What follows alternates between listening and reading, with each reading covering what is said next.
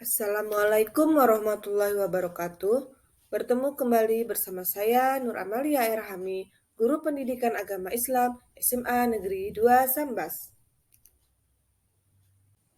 Kali ini saya akan menyampaikan materi tentang pelaksanaan tata cara penyelenggaraan jenazah. Mengurus jenazah merupakan kewajiban yang harus dilakukan setiap muslim. Dalam syariat Islam, ada beberapa tata cara yang harus dipenuhi saat mengurus orang yang sudah meninggal. Mengingat hukum mengurus jenazah adalah fardu kifayah, tentu tata cara mengurus jenazah perlu diketahui setiap muslim. Langkah yang pertama adalah memandikan jenazah. Pertama, meletakkan jenazah dengan kepala agak tinggi di tempat yang disediakan. Pastikan orang yang memandikan jenazah memakai sarung tangan. Setelah itu, ambil kain penutup dari jenazah dan ganti dengan kain basahan agar auratnya tidak terlihat.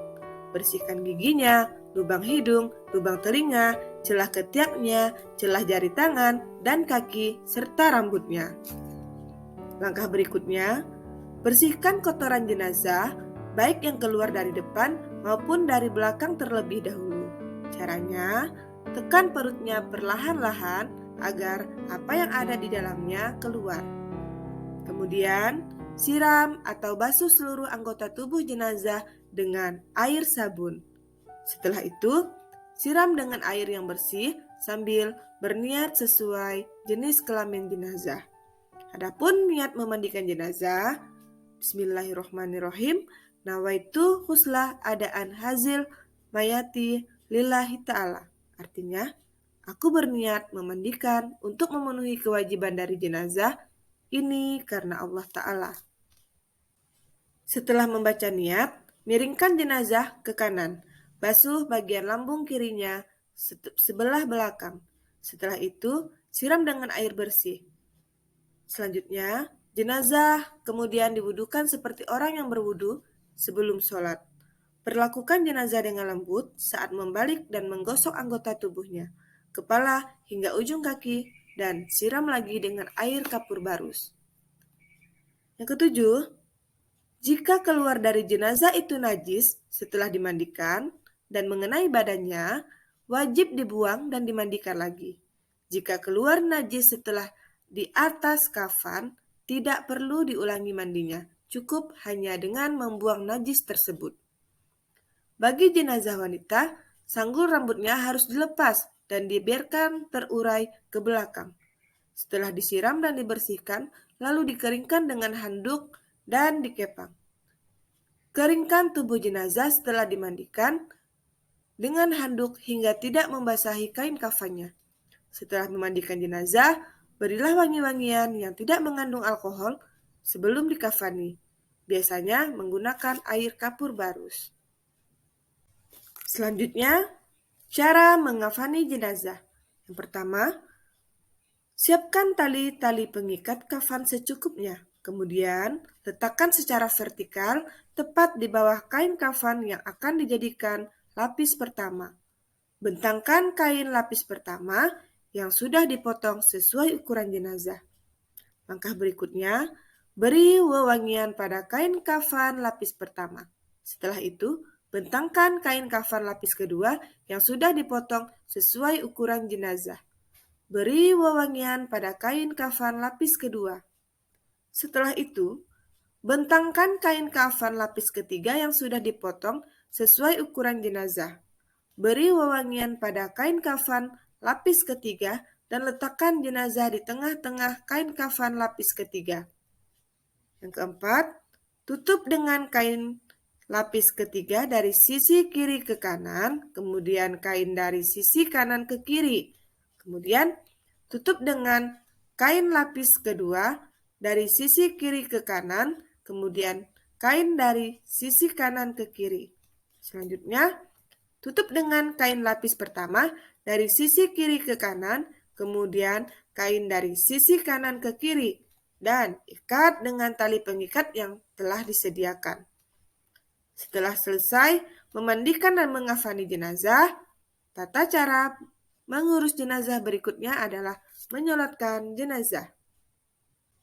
Adapun tata cara menyolatkan jenazah adalah seperti berikut. Yang pertama, berniat dalam hati.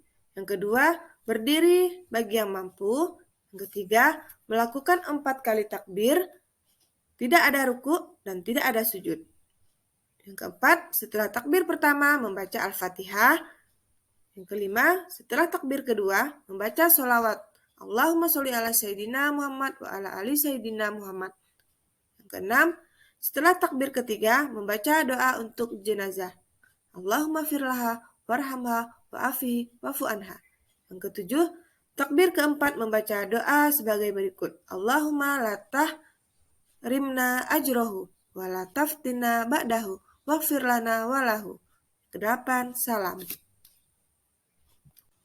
Dan yang terakhir adalah tata cara menguburkan jenazah sesuai syariat Islam. Yang pertama, dikubur dalam lubang setinggi orang berdiri, orang muslim yang meninggal wajib dikuburkan, dan kedalamannya setinggi orang yang berdiri sambil melambaikan tangan ke atas. Lebarnya pun seukuran 1 zirah, lebih dari 1 jengkal. Hadis riwayat Imam Tirmizi berkenaan dengan para sahabat yang terbunuh pada waktu perang Uhud. Yang kedua, miringkan jenazah ke sebelah kanan, atas menghadap kiblat. Tata cara menguburkan jenazah selanjutnya yaitu memiringkan jenazah menghadap kiblat di dalam liang lahat. Disunahkan untuk menempelkan pipi jenazah ke bumi. Ketiga, bila tanahnya keras, disunahkan liang kubur berupa liang lahat adalah lubang yang dibuat di dinding kubur sebelah kiblat, seukuran dengan yang cukup untuk menaruh jenazah. Jenazah diletakkan di lubang tersebut, kemudian ditutup dengan menggunakan batu pipih atau biasanya papan kayu agar tanahnya tidak runtuh mengenai jenazah.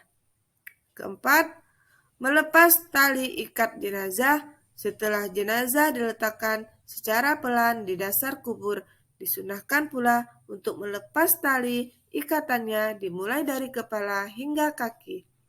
Akan lebih baik bila orang yang meletakkan dan meluruskan jenazah di liang kubur adalah orang laki-laki yang paling dekat dan menyayangi si mayit pada saat hidupnya.